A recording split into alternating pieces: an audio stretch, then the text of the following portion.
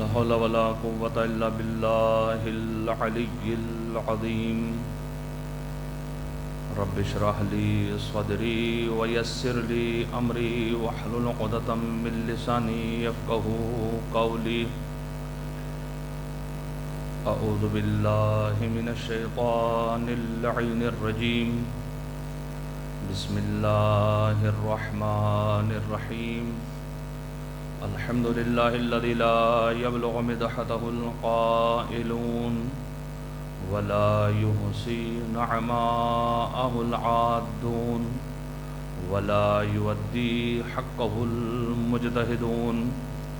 الذي ليس لصفته حد محدود ولا نعت موجود ولا أجل ممدود. فطر الخلائق بقدرته ونشر الرياح برحمته. الصلاة والسلام على النبي الأمي المكي المدني الملقب بطه والياسين العبد المؤيد والرسول المسدد المصطفى الأمجد المحمود الأحمد أبي القاسم محمد. اللهم صل على محمد وعلى آل بيته الطيبين الطاهرين المعصومين المنتجبين المنتخبين. لا سيما بقية الله المنتظر الحجة الثاني عشر. ولعنة الله على أعدائهم أجمعين. أما بعد فقد قال الله تبارك وتعالى في القرآن الحكيم ومحكم كتابه الحميد وأصدق الصادقين وقوله الحق. بسم الله الرحمن الرحيم. لقد خلقنا الإنسان في أحسن تقويم. صلوات اللهم صل على محمد وآل محمد. سامعین محترم، آپ کے سامنے سورہ 3 کی آیت کریمہ تلاوت کرنے کا شرف حاصل کیا کہ جس میں خالق ارض و سما یہ ارشاد فرما رہا ہے کہ ہم نے انسان کو بہترین سانچے پر خلق کیا. انسان کی خلقت احسن، اور جو خلق کرنے والا ہے وہ ہے احسن الخالقین. عزیزان کرام، سلسلے گفتگو کو یہاں تک پہنچایا تھا کہ انسان جب اس دنیا میں آتا ہے تو دو چیزیں اپنے ساتھ لے کر آتا ہے. ایک کا نام ہے روح اور دوسرے کا نام ہے جسم. ایک چیز دکھائی دے رہی ہے اور ایک چیز دکھائی نہیں دے رہی. ایک حیات لے رہی ہے، ایک حیات دے رہی ہے. ایک حاضر ہے اور ایک غائب ہے. اور عرض کیا تھا کہ قانون کیا بنے گا؟ آیا حاضر غائب کی زندگی کا سبب ہے یا غائب حاضر کی زندگی کا سبب ہے؟ تو قانون آپ لوگ یہی بنائیں گے، ہر عاقل انسان جو ہے قانون یہی بنائے گا کہ جو غائب ہے وہ حاضر چیز کی زندگی کا سبب ہوا کرتا ہے. اور اب پہچانیں گے کیسے؟ کہ اثرات کے ذریعے سے مؤثر کی طرف چلے جائیں. کل میں نے بیان کیا تھا، اس کو تفصیل سے بیان نہیں کرنا. میں جہاں پہ کل چھوڑا تھا اس سے سلسلے گفتگو کو جو وہ آگے بڑھانا ہے. اس کے بعد انسان تیسری چیز اور لے کر آتا ہے، وہ ہے رشتہ داری.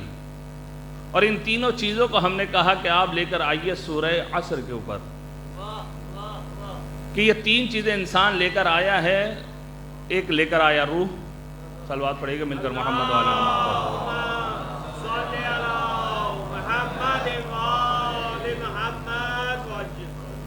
سامعین محترم، شاید ہر عالم یہ کہتا ہوگا کہ جب مجلس میں آیا کریں تم اپنا موبائل سائلنٹ پہ لگا لیں. ہر عالم صاحب نے سنا ہوگا. لیکن اللہ نے ہمیں دو کان عطا کی ہیں.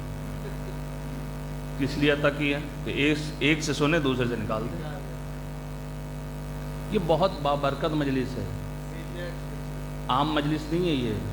یہ فرش عزا عام فرش عزا نہیں ہے. ہمارا عقیدہ یہ ہے کہ اس مجلس میں فرشتے بھی آتے ہیں اور ائمہ طاہرین بھی آتے ہیں. اب میں روایت پڑھ دوں تاکہ بات واضح ہو جائے. چھٹے امام کی خدمت میں ایک شخص آتا ہے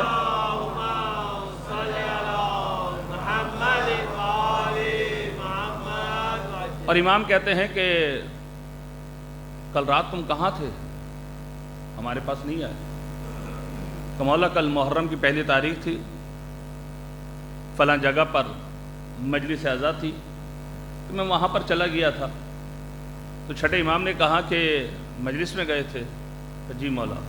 کہ جب تم مجلس سے نکل رہے تھے تو تمہارا کسی سے ٹکراؤ ہوا تھا؟ کہ جی مولا. ایک شخص سے میرا ٹکراؤ ہوا تھا. مولا نے کہا پہچانے وہ کون تھے؟ کہ مولا نہیں پہچان سکا کیونکہ اندھیرا تھا، رات کی تاریکی تھی، نہیں پہچان سکا.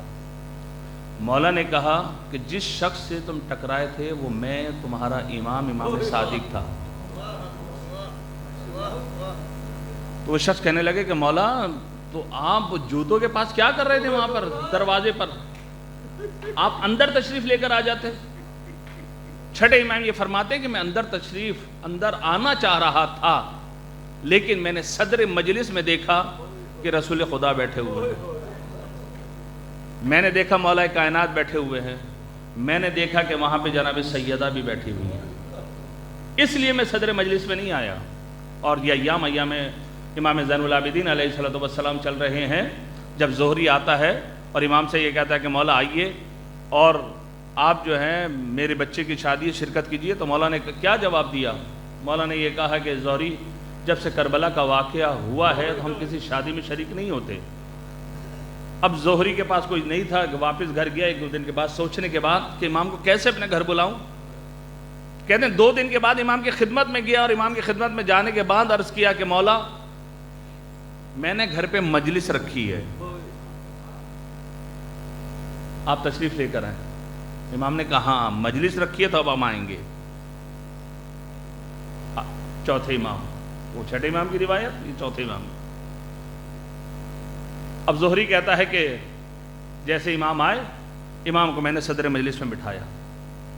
اور جب صدر مجلس میں بٹھایا میں نے، تو کہتے ہیں جب مصائب ہونے لگے، تاریکی ہو گئی، تو میں نے یہ دیکھا کہ جیسے ہی مجلس ختم ہوئی میں نے صدر مجلس میں دیکھا تو امام نہیں تھے. دیکھا کہ جہاں جوتے رکھے ہوئے ہیں وہاں پر میرا مولا بیٹھا ہوا ہے. ایک مرتبہ ظہری کہتا ہے کہ مولا آپ یہاں پر کیوں بیٹھے ہیں؟ آپ کو تو صدر مجلس میں بٹھایا تھا، تو آپ یہاں کیوں آ گئے؟ کہ میں نے دیکھا یہ ہے کہ جو میرا مقام تھا وہ یہی تھا کہ میں یہاں بیٹھوں. وہاں پہ اجداد ہمارے موجود ہیں. تو عزیزان گرامی یہ ایسی مجلس ہے. اس لیے ایک پیغام جو مجلس کا ہے وہ یہی کہ جب اس مجلس میں آیا کریں، ایسی پاک محفل ہے یہ، کم از کم وضو کر کے آئیں، با وضو ہو کر اس مجلس میں آئیے. اور عزیزان گرامی با وضو ہو کر مجلس میں آئیے. اب میں یہ کہہ دیتا ہوں کہ جی آپ لمبا چوڑا وضو نہ کریں، 3 چلو کا وضو کر لیں. آپ 3 چلو کا وضو. آپ کہیں گے مولانا 3 چلو کا بھی وضو ہوتا ہے؟ جی ہوتا ہے. پہلے چہرہ دھو لیں، پھر دایاں ہاتھ دھو لیں، پھر بایاں ہاتھ دھو لیں. 3 چلو ہو گئے آپ کے. سر کا مسا، پیروں کا مسا، وضو کمپلیٹ ہو گیا. یہ میں واجب وضو کی بات کر رہا ہوں، مستحب وضو کی بات نہیں کر رہا. کبھی کوئی کہے کہ مولانا ناک میں پانی بھی ڈالنا ہوتا ہے، کلی بھی کرنی ہوتی ہے، ہاتھ بھی دھونا ہوتا ہے، پیر بھی دھونا ہوتا ہے. یہ اس صورت میں ہے کہ جب آپ کا پیر نجس ہو تو دھوئیے. باقی مستحبات ہیں ان کو چھوڑ دیجیے، آپ انجام نہ دیجیے اس بابرکت مجلس میں آنے کے لیے. اور یہ آپ کو 3 چلو کا وضو کہاں پہ کام آئے گا؟ جب آپ حج پہ جائیں گے، جب آپ طواف کر رہے ہوں گے اور وضو ٹوٹ جائے گا تو فوراً وہاں پہ وضو کرنا ہے. وہیں پر آپ کے پاس بوٹل ہوتی ہے، لوگ آپ کو پہلے ہی بوٹل دے دی جاتی ہے کہ دیکھیں اگر آپ کا وضو باطل ہو جائے تو فوراً وہیں پر وضو کر کے 3 چلوں گا اور آپ اپنا طواف جو جاری رکھیے گا. یہ وہاں پر آپ کو بہت زیادہ کام آئے گا. تو عزیزان گرامی یہ بابرکت مجلس ہے. جب یہ بابرکت مجلس ہے تو اس میں جب آپ آئیں تو کم از کم باوضو آئیے، اور جب آپ باوضو ہو کر آئیں گے نا تو یہ یاد رکھیے گا پھر اس مجلس کی جو برکات ہیں جو آپ کو نصیب ہو رہی ہیں اس سے زیادہ کہیں نصیب ہوں گی. صلوات پڑھیے گا مل کر محمد و آل محمد پر.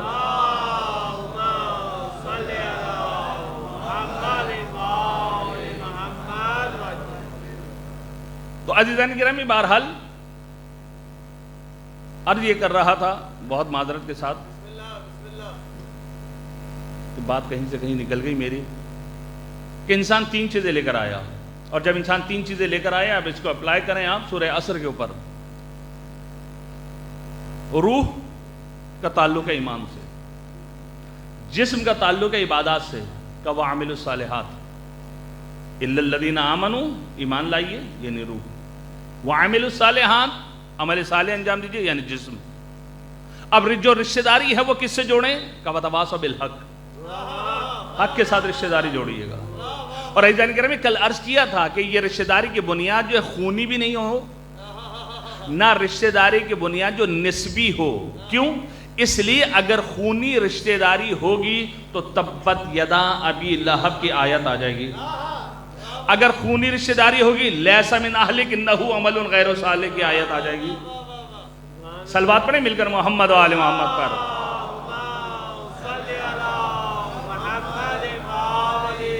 بہرحال یہ 3 چیزیں انسان لے کر آئے. اب جب انسان یہ 3 چیزیں لے کر آ گیا اور پروردگار عالم نے انسان کو افضل بنایا، جب انسان کو افضل بنایا تو کس چیز میں پروردگار عالم نے انسان کو افضل بنایا؟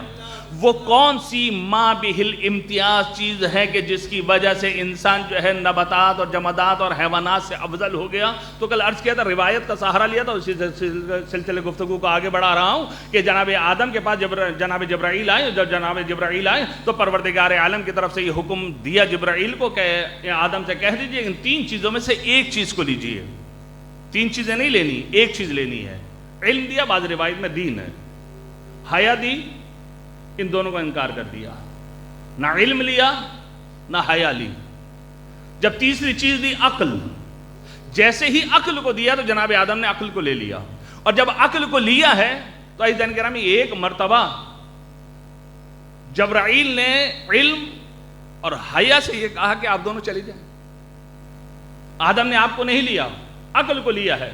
تو یہ دونوں چیزیں پروردگار عالم کی طرف سے گویا ہوئیں کہ جہاں پر عقل ہوگی وہاں علم بھی ہوگا، وہاں حیا بھی ہوگی. یہ دونوں چیزیں ہوں گی. تو عزیزان گرامی گویا کہ آدم نے ایک چیز کو لیا عقل کو، لیکن ساتھ ساتھ علم بھی آ گیا اور ساتھ ساتھ جو ہے حیا بھی آ گئی. جسے ہمارے ہاں کہتے ہیں ایک تیر سے 2 شکار. ایک چیز لی ہے، دونوں اور بھی آ گئی.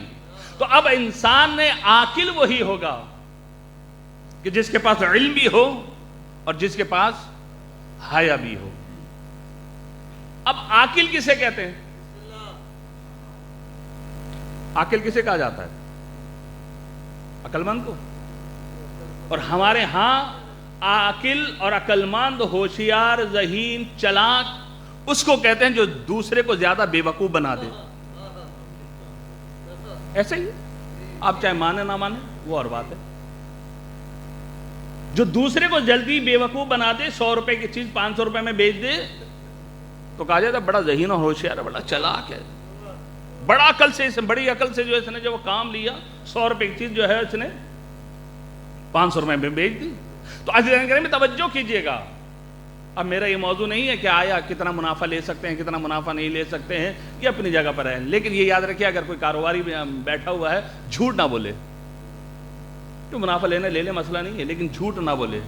اگر 500 روپے کی آپ چیز بیچ رہے ہیں اور وہ اگر یہ کہہ دے کہ جی بھائی 300 روپے میں آپ دے دیجئے، تو پلٹ کے آپ کیا کہیں گے؟ خریدی ہی میں نے 300 روپے میں، تو آپ کو کیسے دے دوں؟ تو خریدی آپ نے 100 روپے میں تھی. یہ جو اب 200 روپے آپ نے زیادہ بتا دیں کہ 300 میں خریدی، یہ حلال نہیں ہے آپ کے لیے. یہ چھوٹے چھوٹے مسائل ہیں، ریز مسائل ہیں، ہمارا اس کی طرف میں نہیں جانا. تو عزیزان گرامی توجہ کیجئے گا. عاقل کسے کہتے ہیں؟ آئیے چھٹے امام جعفر صادق علیہ السلام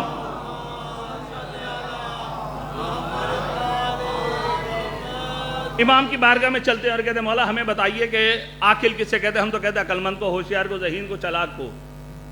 مولا آپ بتائیے کہ عاقل کسے کہا جاتا ہے، عقل مند کسے کہتے ہیں؟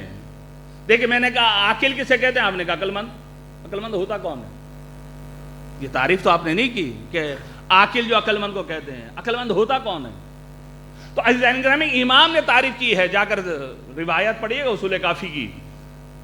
چھٹے امام نے کہا ما عبدا بہ الرحمن وقت سبا بہ الجنان، عاقل وہ ہوتا ہے جو ما عبدا بہ الرحمن، جو اس عقل کے ذریعے سے رحمان کی عبادت کرے،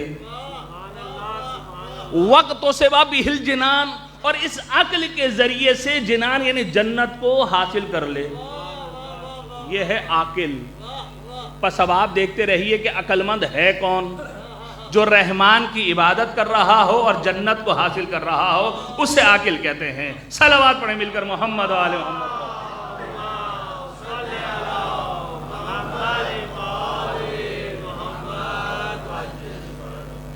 بس عاقل وہ ہیں کہ جو اس عقل کے ذریعے سے رحمان کی عبادت کرے۔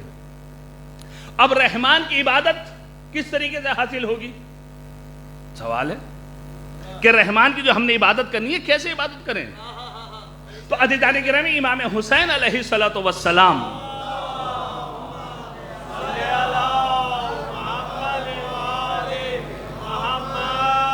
ارشاد فرماتے ما خلق اللہ العباد الا لیعرفوہ فاذا عرفوہ عبدوہ۔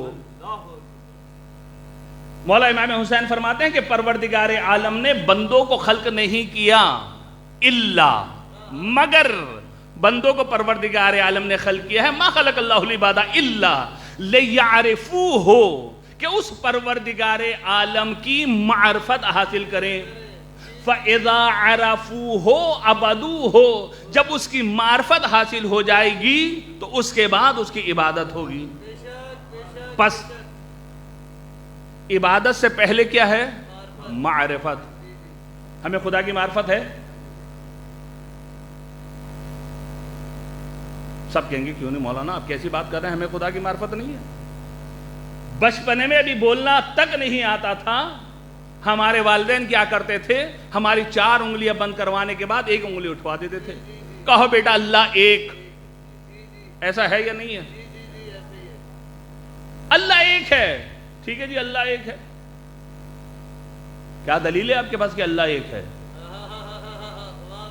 کہ امی نے پڑھایا تھا، ابو نے پڑھایا تھا، پھر قرآن پہ بٹھا دیا تھا، مولانا صاحب نے بھی یہ کہا کہ اللہ ایک ہے۔ تو آپ کے پاس کیا دلیل ہے کہ اللہ ایک ہے؟ اصول میں تقلید نہیں چلتی، فروع میں تقلید چلتی ہے۔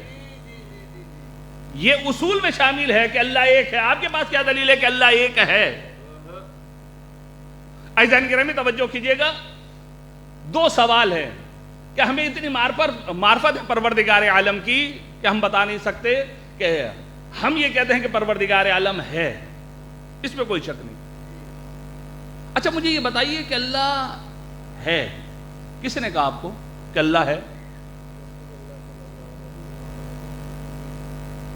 آپ کہیں گے رسول آئے تھے، سچے نبی آئے تھے، انہوں نے کہا تھا کہ اللہ ہے، یعنی نبی کے کہنے پر آپ مان گئے کہ اللہ ہے۔ اللہ کو دکھایا تھا انہوں نے؟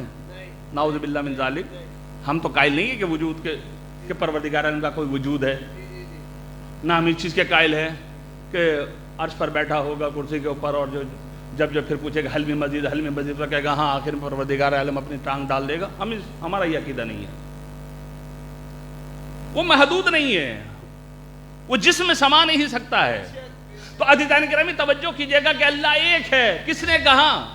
کہ اللہ کا ایک سچا نبی آیا تھا جس کو کافر بھی مشرک بھی یہ کہہ رہے تھے کہ یہ صادق بھی ہے، یہ امین بھی ہے۔ اس نے فاران کی چوٹی پر کھڑے ہو کر سب میں پہلا جو نعرہ بلند کیا تھا وہ نعرہ یہ تھا لا الہ الا اللہ تفلحو، کہ لا الہ الا اللہ کو نجات پا جاؤ گے۔ اس نبی نے آ کر کہا تھا، آپ مان گئے، لیکن اس نبی نے آپ کو دکھایا نہیں تھا۔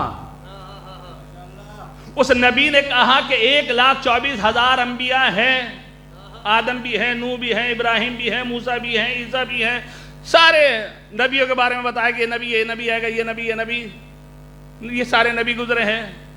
اس نبیوں کے بارے میں آپ کو بتایا، آپ ایمان لے کر آ گئے۔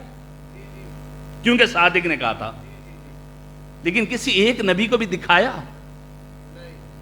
کسی نبی کو نہیں دکھایا. لیکن کہا کیا کہ یہاں انبیاء ہیں سارے, آپ ایمان لے کر آئے یا نہیں آئے؟ آ گئے. اس نے کہا کتب سماویہ ہیں, توراۃ, زبور, انجیل, آپ ایمان لے کر آ گئے. اس نے کہا جنت و جہنم ہے, آپ نے کہا جی بالکل ہے. دکھائی کسی کو جنت اور جہنم؟ نبی نے دکھائی نہیں, ایمان لے کر آ گئے. اس نے کہا ملائکہ ہیں, آپ نے کہا جی ہے. ملائکہ پر آپ ایمان لے کر آ گئے.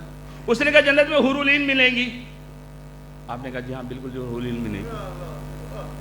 یعنی وہ نبی بتاتا گیا, آپ ایمان لاتے رہے, لیکن کسی ایک کو اس نے دکھایا آپ کو؟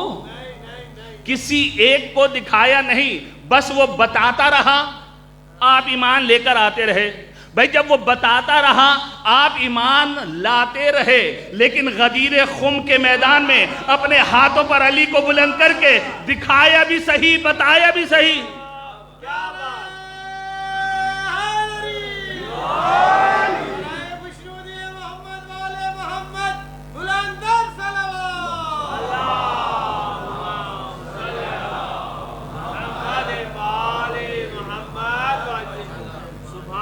عزیزان گرامی توجہ کیجئے گا, فقط وہ نبی بتاتا گیا, آپ ایمان لے کر آتے رہے, دکھایا کسی کو نہیں. اور جس کو وہ دکھا رہا ہے, جس کے بارے میں بتا رہا ہے, کبھی غدیر خم کے میدان میں, کبھی خانہ کعبہ کے اندر بتوں کو توڑنے کے لیے, کبھی حالت سجدے میں, دکھا بھی رہا ہے, بتا بھی رہا ہے. اور کبھی منبر رسول پر اپنا خطبہ چھوڑ کر حسین کو اپنی گودی میں لے کر آ کر بٹھا کر کہہ رہا ہے ہاذا حسین فعرفوہ, یہ حسین ہے, اس کو پہچانو. لیکن لوگ نہیں پہچان رہے. یہ کیسی امت ہے کہ فقط بتائے تو ایمان لے آئے, اور جس کو دکھائیں اس پر ہی امت ایمان نہیں لے کر آتی. یہ کیسے مسلمان ہیں جانے کے نام میں؟ مجھے سمجھ میں نہیں ہے یہ مسلمان کیسے مسلمان ہیں کہ فقط بتائے تو ایمان لے کر آ جاتے, لیکن جس کو دکھا بھی رہا ہے اس کو نہیں مانتے.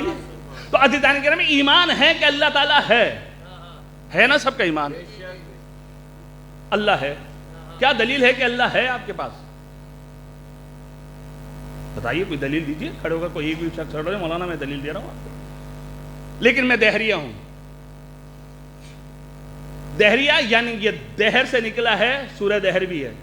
دہر یعنی زمانہ, یعنی یہ کائنات خود بخود بنی ہے اور خود بخود ختم ہو جائے گی. میں دہریہ ہوں, مجھے قانع کیجئے, مجھے مطمئن کیجئے کہ اللہ ہے اور اس دنیا کا چلانے والا کوئی ہے. کیا کریں گے آپ میرے ساتھ؟ توجہ کیجئے گا, میں اپنے موضوع سے نہیں ہٹ رہا ہوں. اللہ تعالیٰ نے انسان کو جو مابہل امتیاز چیز دی ہے وہ عقل جیسی نعمت دی ہے. جب عقل چیز جیسی نعمت دی ہے, اس عقل کے بلبوتے پر انسان افضل ہے, اشرف ہے. تو عزیزان کرام کیا دلیل دیں گے مجھے؟ قرآن سنائیں گے آپ؟ میں قرآن کو مانتا ہی نہیں. آپ مجھے رسول کا قول سنائیں گے؟ میں رسول کو مانتا ہی نہیں. آپ مجھے مولا کائنات کے خطبے سنائیں گے؟ میں علی کو مانتا ہی نہیں. تو پھر کیا کریں گے آپ؟ اب کیسے مجھے قانع کریں گے, مطمئن کریں گے کہ اللہ ہے, اس دنیا کو نہ کوئی چلانے والا ہے؟ تو عزیزان گرامی یہی وجہ ہے. اللہ تعالیٰ آپ سب کو کاظمین کی زیارت نصیب کرے. انشاءاللہ جب آپ کاظمین جائیں گے, اور جب کاظمین جائیں گے تو وہاں سے جیسے ہی مردوں کی سائڈ سے نکل کے آئیں گے تو سیدھے ہی آپ پر جو ہے شیخ مفید علیہ الرحمہ کی قبر مطہر ہے. اس زمانے کا واقعہ ہے. بادشاہ کے پاس ایک دہری آ گیا اور کہا کوئی خدا ودا نہیں ہے, یہ دنیا خود بخود بنی ہے اور خود بخود ختم ہو جائے گی. کا دلیل کوئی ہمیں دے, ہمیں قانع کرے, مطمئن کر, ہم ایمان لے آئیں گے خدا کو. بڑے بڑے علماء کہتے ہیں کہ اس ٹائم وہاں پر بغداد میں موجود تھے, لیکن کوئی مطمئن نہ کر سکا. جب سارے علماء کو شکست دے دی تو ایک مرتبہ بادشاہ نے کہا کوئی اور بھی ہے جو اس کو مطمئن کر سکے, اس کو جواب دے سکے؟ کہا ہاں, جہاں کوئی نہیں بولتا وہاں پہ علی والا بولتا ہے.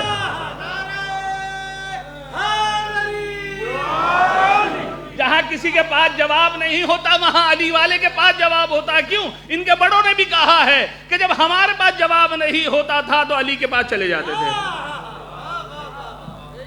تو عزیزان گرامی توجہ کیجئے گا، کہا ایک ہے، کہ وہ ایک ہی کو لے کر آؤ، وہی کام کا ہے، وہی جواب دے گا۔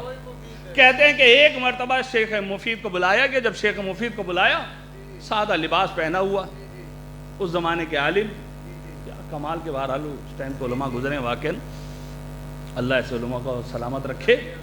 تو عزیزان گرامی بہرحال شیخ مفید جیسے ہی داخل ہوئے تو دہریہ نے جیسے ہی شیخ مفید علیہ الرحمہ کو دیکھا تو دیکھنے کے بعد کہا یہ مجھ سے مناظرہ کرے گا؟ کہاں؟ کہا اس کا تو لباس بتا رہا ہے بیچارے کا بہت ہی سادہ ہے، اور اس کی شکل دیکھ لیجئے، اس کی شکل بھی بتا رہی کہ بہت ہی سادہ انسان ہے۔ شیخ مفید نے کہا تو اپنا سوال کر، تیرا سوال کیا ہے؟ کہ میرا سوال یہ ہے کہ یہ دنیا خود بخود بنی ہے، خود بخود ختم ہو جائے گی، کوئی چلانے والا اس کا نہیں ہے۔ شیخ مفید نے کہا بس یہی سوال ہے؟ کہاں؟ کہ جواب ہم دیں گے۔ کہ دے دیں گے؟ کہاں ہم دیں گے۔ کہ یہ دیکھیے اتنے بڑے بڑے علماء بیٹھے ہیں، اتنی کرسیاں لگی ہوئی ہیں، ان سب نے کسی نے مجھے کانے نے اور مطمئن نہیں کیا، اور آپ کہہ رہے ہیں میں دے دوں؟ کہاں ہم دیں گے۔ اگر ہم جواب نہ دیں تو ہمیں علی والا نہ کہنا، ہمیں علی والا نہ کہنا اگر ہم جواب نہ دے سکیں۔ تو عزیزان گرامی توجہ کیجئے گا، کہ دیجئے جواب۔ کہ آج نہیں کل دیں گے، آج نہیں کل دیں گے۔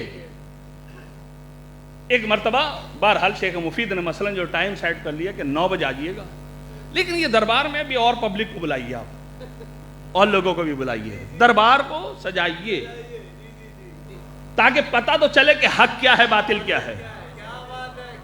تو عزیزان گرامی بہرحال دربار سج گیا، یہ دہریہ آ گیا، سب آ گئے، نہیں آئے تو شیخ مفید نہیں آئے۔ اب بتائیے جو جیتتا رہا ہو وہ کتنا چوڑا ہوگا، ایک ایک لمحہ، ایک ایک سیکنڈ اس کے لیے جو ہے جیت کی نشانی ہے۔ عزیزان گرامی بہرحال کہتے ہیں کہ کچھ ہی وقت گزرا تھا، یہ بہت چیخ رہا تھا، دربار میں چوڑا ہو رہا تھا، دیکھا وہ تو سادہ انسان تھا، سادہ لباس پہنا ہوا تھا، اس کے پاس تو کچھ تھا ہی نہیں، ڈر گیا بیچارہ، اگر جواب ہوتا تو کل ہی جواب دیتا تھا، یہ ٹائم کیوں لیا، الا ماشاءاللہ گفتگو کر رہا ہے۔ دیکھا کہ خرامہ ٹہلتے ہوئے شیخ مفید علیہ الرحمہ داخل ہوئے۔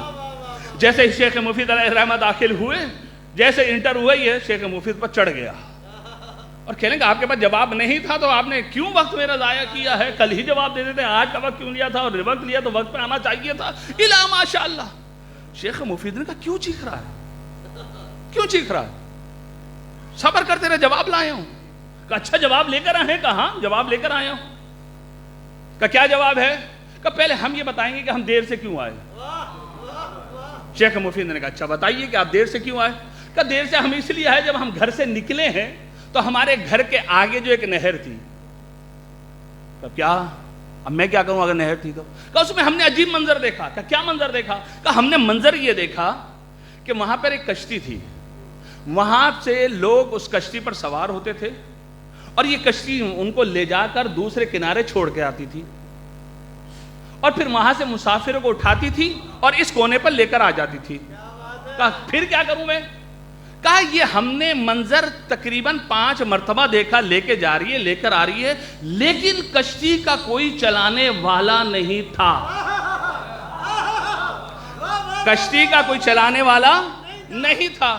ایک مرتبہ دہریہ ہنسنے لگا، آپ بھی ہنسیں گے، دہریہ ہنسنے لگا، کہنے دیکھو بھائی یہ کتنا سیدھا انسان ہے، اس کا لباس بتا رہا ہے، اس کی شکل بتا رہی ہے، بہت ہی سیدھا انسان ہے، اس بیچارے کو اتنی تمیز نہیں ہے کہ کشتی بغیر چلانے والے کے نہیں چل سکتی۔ شیخ مفید نے کیا کہا؟ کہ کشتی بغیر چلانے والے کے نہیں چل سکتی۔ کہ تیرا کیا عقیدہ ہے؟ کہ میرا یہی عقیدہ ہے کہ کشتی بغیر چلانے والے کے نہیں چل سکتی۔ ایک مرتبہ شیخ مفید نے تمام دربار والوں سے کہا کہ سنا تم نے، یہ کہہ رہا ہے کہ ایک کشتی بغیر چلانے والے کے نہیں چل سکتی۔ شیخ مفید نے کہا یہی تو تیرا جواب ہے، جب ایک چھوٹی سی کشتی بغیر چلانے والے کے نہیں چل سکتی تو کائنات کی اتنی بڑی کشتی بغیر چلانے والے کے کیسے چل سکتی ہے؟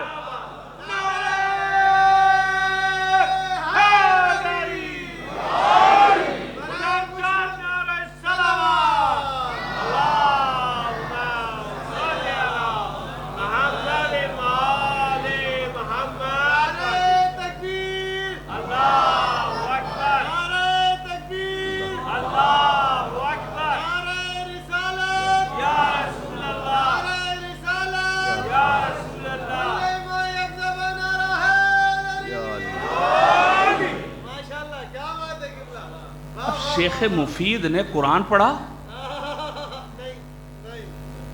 رسول کی حدیث پڑھی، مولا کائنات کا کوئی خطبہ سنایا؟ کیسے جواب دیا؟ دلیل عقل کے ذریعے سے۔ توجہ کیجئے گا، جس کی وجہ سے انسان مابہل امتیاز بنا ہے کہ دوسری جمادات، نباتات، حیوانات سے اور فرشتوں سے انسان افضل ہوا ہے، وہ عقل ہے۔ اس عقل کو استعمال کیجئے عزیزان گرامی۔ اس عقل کی بنیاد پر شیخ مفید نے دہریے کو ہرا دیا۔ نہ قرآن، نہ روایت، نہ حدیث، کچھ کسی چیز کا سہارا نہیں لیا۔ عقل ہے عزیزان گرامی، دلیل عقل۔ جہاں پر کوئی دلیل آپ کے پاس نہ ہو، اگر سامنے والا مسلمان نہیں ہے تو ادھر قرآن اور حدیث نہ بیان کیجئے، وہاں پر دلیل عقل دیجئے۔ عقل کے ذریعے سے عزیزان گرامی، اس لیے اب پروردگار عالم ایک ہے، دو نہیں ہو سکتے خدا۔ دلیل دے دوں ایک میں، اگر کسی نے دیو تو مجھے نہیں پتا، بہرحال یہ ہے میرے ذہن میں آئی تھی۔ پروردگار عالم ایک ہے، دو نہیں ہے۔ اس کی دلیل خود آپ کے وجود میں آپ کی ہاتھوں کی انگلیاں ہیں۔ ہاتھوں کی، آپ کہیں گے مولانا یہ انگلیاں کیسے نشانی ہے توحید کے ایک ہونے پر؟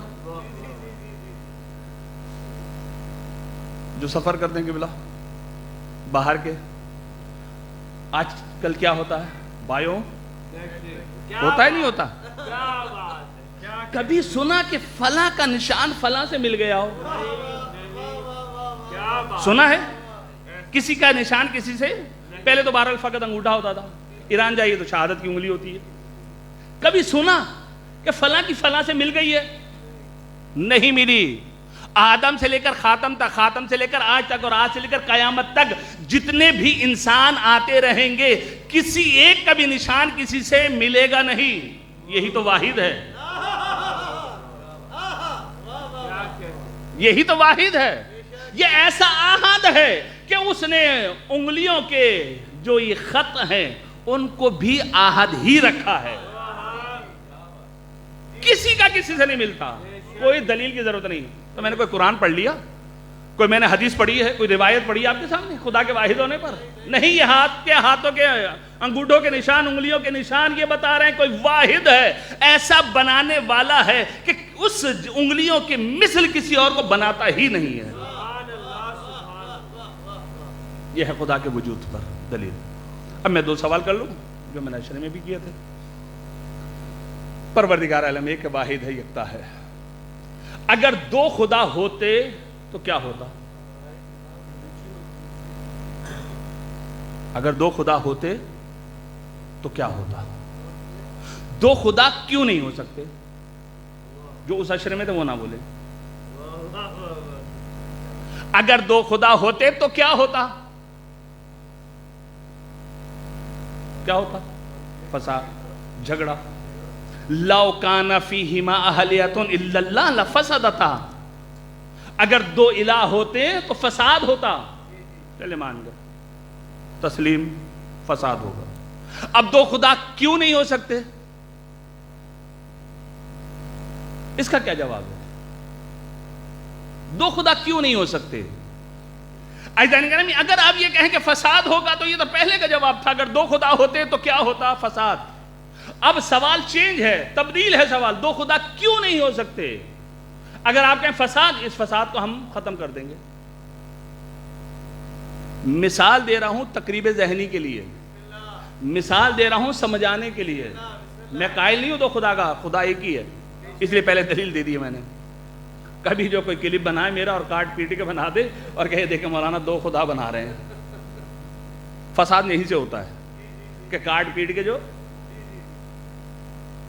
جس طریقے سے ہے کہ ہم نماز کیوں پڑھے، قرآن کہہ رہا ہے لا تقربوا الصلاۃ، نماز کے قریب نہ جاؤ، آگے کا چھوڑ دیا، وانتم سکارا، نشے کی حالت میں وہ چھوڑ دیا، بس قرآن نے کہا لا تقربوا الصلاۃ، نماز کے قریب نہ جاؤ، اس لیے ہم نہیں پڑھتے نماز۔ تو عزیزان میں ایسا نہ ہو کہ کاٹ پیٹ کے لیے بنا دیجیے مولانا علی نے دو خدا بنایا، نہیں، میں خدا ایک کا ہی قائل ہوں، خدا ایک ہی ہے، دوسرا ہو ہی نہیں سکتا، وہ واحد و یکتا ہے۔ عزیزان میں اب دو خدا کیوں نہیں ہو سکتے؟ اس کی دلیل کیا ہے؟ آپ نے کہا فساد ہوگا، ہم کہتے ہیں فساد تھوڑی دیر کے لیے ہم ختم کر دیتے ہیں، سمجھانے کے لیے آپ کی مثال دے رہا ہوں۔ ایک الف خدا ہے، ایک بے خدا ہے۔ الف خدا یہ کہتا ہے بے سے کہ جی 5 سال میری حکومت چلے گی، آپ خاموش رہیے گا، ایگریمنٹ کر لیتے ہیں، ہمیں حکومت کرنے دیں، آپ نہ بولیے۔ بے کہتا ٹھیک ہے، کہ پھر بے سے کہا جائے 5 سال آپ کی حکومت چلے گی، ہم نہیں بولیں گے، آپ حکومت کرتے رہیے۔ الف کہہ رہا ہے 5 سال میری، 5 سال آپ کی، ایگریمنٹ لکھ لیا گیا، 2 خدا بنا دیے گئے۔ اب 5 سال ہماری، 5 سال آپ کی، 5 سال ہماری، 5 سال آپ کی حکومت چلتی رہے گی، 2 خدا ہو گئے۔ کہ بن گئے 2 خدا، ظاہراً تو بن گئے، خاموشی ہے، فساد نہیں ہو رہا۔ لیکن نہیں ہے جانکاری میں 2 خدا نہیں ہو سکتے۔ کیوں نہیں ہو سکتے؟ اس لیے کہ جب الف کی حکومت تھی تو بے محتاج تھا الف کا، جب بے کی حکومت ہے تو الف محتاج ہے بے کا، الف محتاج بے کا، بے محتاج الف کا، اور جہاں پر احتیاج آ جاتی ہے وہاں پر بندگی ہوتی ہے، خدائیت نہیں ہوتی۔ اس لیے اللہ تعالیٰ نے قرآن مجید میں کہا انتم الفقراء واللہ هو الغنی الحمید، کہ تم فقیر ہو، وہ غنی حمید ہے۔ صلوات پڑھیں مل کر محمد و آل محمد پر۔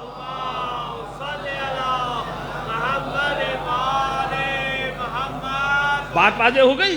اگر 2 خدا ہوتے تو کیا ہوتا؟ جھگڑا، لو کان فیہما آلہۃ الا اللہ لفسدتا۔ 2 خدا کیوں نہیں ہو سکتے؟ اس لیے 2 خدا نہیں ہو سکتے، وہاں پر احتیاج لازم آئے گی، اور جہاں احتیاج ہو وہاں بندگی ہے، خدائیت نہیں ہے۔ یہ ہے دوسرے کا جواب، ذہن نشین کر لیں انشاءاللہ۔ اور یہ بچوں کی باتیں ہیں، بہرحال میں ممبر پر بیان کر رہا ہوں، آپ سب کو آتی ہیں۔ تو عزیزان گرامی، بہرحال توحید کو سمجھیے کہ توحید ہے کیا۔ اب یہ توحید کو اگر آپ نے سمجھ لیا تو بہت سارے مسائل جو وہ حل ہو جائیں گے۔ ابھی مسئلہ یہ ہے کہ ابھی ہماری توحید ہی پختہ نہیں ہے، ابھی میں رسالت اور ولایت کی بات ہی نہیں کر رہا۔ اللہ ہے، الحمدللہ، کہاں ہے اللہ؟ کہاں ہے؟ آپ کہیں مولانا یہ بچوں والی بات ہے، آپ کیوں کر رہے ہیں؟ ایسا میں عقیدہ توحید کو سمجھا رہا ہوں کہ عقیدہ توحید میرا کتنا مضبوط ہے۔ اللہ ہر جگہ ہے، اللہ دیکھ رہا ہے یا نہیں دیکھ رہا؟ قرآن مجید کہہ رہا ہے، کئی آیات ہیں، بسم اللہ الرحمن الرحیم، وَقُلِ اعْمَلُوا فَسَيَرَ اللَّهُ عَمَلَكُمْ وَرَسُولُهُ وَالْمُؤْمِنُونَ۔ اے حبیب ان سے کہہ دو کہ جو عمل تم نے انجام دینا ہے انجام دو، لیکن یہ یاد رکھنا جب تم عمل کو انجام دے رہے ہو فَسَيَرَ اللَّهُ عَمَلَكُمْ وَرَسُولُهُ وَالْمُؤْمِنُونَ، کہ اللہ بھی دیکھ رہا ہے، رسول بھی دیکھ رہا ہے، اور مؤمنین یعنی اہل بیت بھی دیکھ رہے ہیں۔ 3 ہستیاں جو ہیں، 3 لوگ جو ہیں، جو کہوں لوگ کہنا بھی صحیح نہیں ہے، بہرحال 3 ایسے معصوم ہیں، اور وہ خدا ہے، رسول، ائمہ طاہرین، پروردگار عالم، سب دیکھ رہے ہیں۔ ہے نا عقیدہ کہ اللہ دیکھ رہا ہے؟ جب اللہ دیکھ رہا ہے تو پھر تنہائی میں گناہ کیوں؟ بڑا میسیج ہے، بڑا میسیج ہے، بہت بڑا میسیج ہے، بے شک بے شک بے شک۔ میں تنہائی میں گناہ کرتا ہوں، لائٹیں بند ہو جاتی ہیں راتوں میں، اور ماشاءاللہ اتنی ترقی کر لی ہے، جو پیکج آتا ہے وہ رات کے 1 بجے کے بعد ہی آتا ہے۔ اب مجھے نہیں پتا، لیکن ہوتا یہی ہے، پیکج کروا لیں آپ رات کے 1 بجے کے بعد اور صبح 7 بجے تک، اور ہمارا جوان لگا ہوا ہے۔ کیا دیکھ رہا ہے؟ والدین اپنے کمرے میں ہیں، لڑکا لڑکی اپنے کمروں میں، کیا چل رہا ہے؟ اور جب جیسے ہی جانکاری میں یہ نوٹ کر لے میری بات، اور جیسے ہی نماز شب کا ٹائم ہوتا ہے نا، نیند آنے لگتی ہے۔ نماز شب کا ٹائم ہوا، نیند آنے لگی، جوان نے موبائل رکھا اور سو گیا۔ اب صبح کی نماز کون پڑھے گا؟ دیکھی جائے گی۔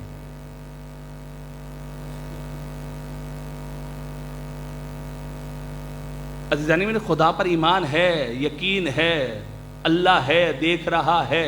اگر دیکھ رہا ہے تو یہ تنہائی میں گناہ کیوں کر رہا ہوں؟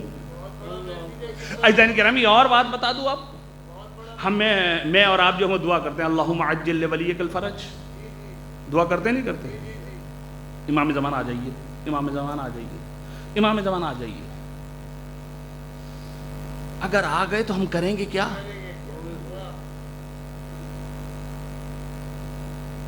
آیا میرا موبائل اس قابل ہے اسی مجلس میں ابھی امام زمانہ آ جائیں اور کہیں لاؤ اپنا موبائل مجھے دو، میں دینے کے لیے تیار ہوں تیار، ایمانداری سے ہر کوئی اپنے گرمان میں جا کے، میں ہوں تیار، میں امام زمانہ کو موبائل دے سکتا ہوں اپنا، میں بھی اور چیزوں کی بات نہیں کر رہا، فقط یہ جو کھلونا میرے اور آپ کی جیب میں رہتا ہے 24 گھنٹے، اس کی بات کر رہا ہوں۔ آیا دینے کے لیے تیار ہوں، یا مولا سے کہوں گا مولا رکیے ذرا فارمیٹ مار دوں پھر آپ کو دے دیتا ہوں۔ بہت بڑا میسج ہے، مولا سلامت رکھے آپ کو۔ کہاں جا رہے ہیں؟ ابھی میرا موبائل اس قابل نہیں کہ امام زمانہ کو دے سکوں، تو میرا وجود کہاں اس قابل ہے کہ امام زمانہ کی خدمت کر سکوں؟ دعوے بہت سے لوگوں نے کیے ہیں عزیزان گرامی، دعوے دار بہت تھے کہ ہم علی کے چاہنے والے ہیں، کمبر جیسے بن کے دکھاؤ، سلمان جیسے بن کے دکھاؤ، پھر ہے کہ تم دعوے میں سچے ہو۔ عزیزان گرامی، ربط مصائب کے لیے آخری بات کر کے میں مصائب کی طرف آ رہا ہوں، کسی اور سے نہیں سنا، خود صاحب نے مجھے نقل کیا ہے۔ آج سے 3 سال پہلے ہم ایک صاحب سے ملنے کے لیے ڈیفینس جاتے رہتے ہیں، جب کبھی سال میں 2 سال میں چکر لگا لیتے ہیں، مل لیتے ہیں جا کے۔ جب 2-3 سال پہلے جب ہم ان کے ملنے کے لیے گئے، تو جب میں نے ان کی بیٹھک میں دیکھا جس میں مہمانوں کو بٹھاتے ہیں، نقشہ چینج تھا۔ میں کھڑا ہو گیا اور غور سے، وہ پانی لینے کے لیے میں کھڑا ہو گیا اور غور سے چیزیں دیکھنے لگا، پنجتن کے نام، 14 معصومین کے نام، شجرہ بنا ہوا ہے انبیاء کا، خانہ کعبہ بھی رکھا ہوا ہے، مدینہ منور کی مسجد بھی رکھی ہوئی ہے، ذوالفقار بھی ٹنگی ہوئی ہے۔ میں پریشان، یہ ہوا کیا؟ اتنے وہ پانی لے کر آئے، کہ مولانا کیا دیکھ رہے ہیں؟ کہ میں یہ چینجنگ دیکھ رہا ہوں تھوڑی سی۔ یہ چینجنگ آئی کیسے؟ کہنے لگے کہ مولانا مت پوچھیے، امام نے ہدایت کی ہے میری۔ امام نے ہدایت کی؟ کہاں مولانا؟ امام نے ہدایت کی۔